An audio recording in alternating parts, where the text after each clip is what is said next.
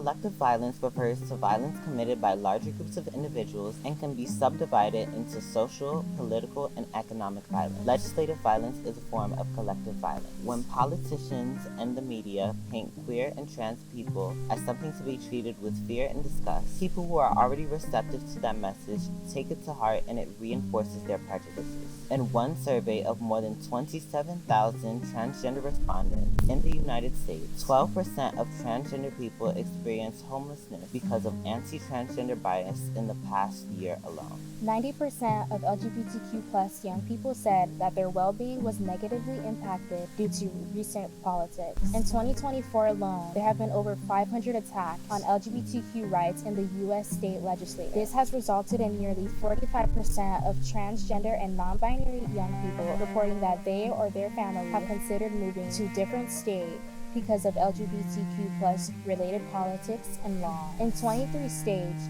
transgender students are banned from participating in school sport consistent with their gender identity. And transgender students are pressured by laws to use restrooms inconsistent with their gender, are more likely to experience sexual assault, with one study showing that 36% of transgender students who were forced to use bathrooms inconsistent with their gender identity experienced sexual assault. According to the Movement Advancement Project, at least 7 states have passed versions of Florida's Don't Say Gay or Trans law. 4 others restrict discussions of same-sex activity in sexuality education curricula. Millions of students in the United States now attend public schools with fewer books by authors of color and LGBTQ authors, inaccurate or incomplete discussions of race and history, and reduced or no discussion of sexuality orientation and gender identity. While these laws spread throughout the country, Florida's laws remain the most extreme.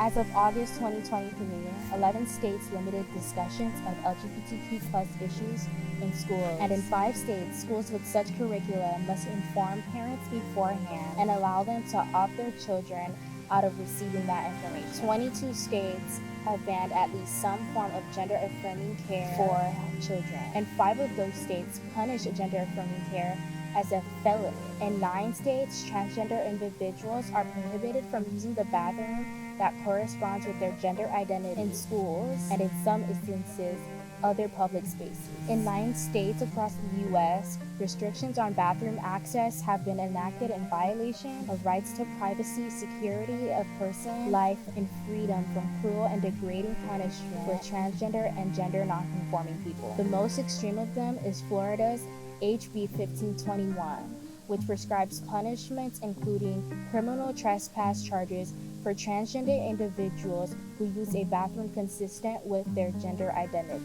Even when anti-trans policies are defeated, they impact the transgender public. 85% of trans youth reported that the public debates around their civil rights and their place in society left them scared, stressed, angry, and hopeless. And almost 2/3 of trans young people are experiencing poor mental health outcomes because of policies like House Bill 1557, which prohibits classroom instruction about sexual orientation or gender identity in K-3 classrooms in Florida.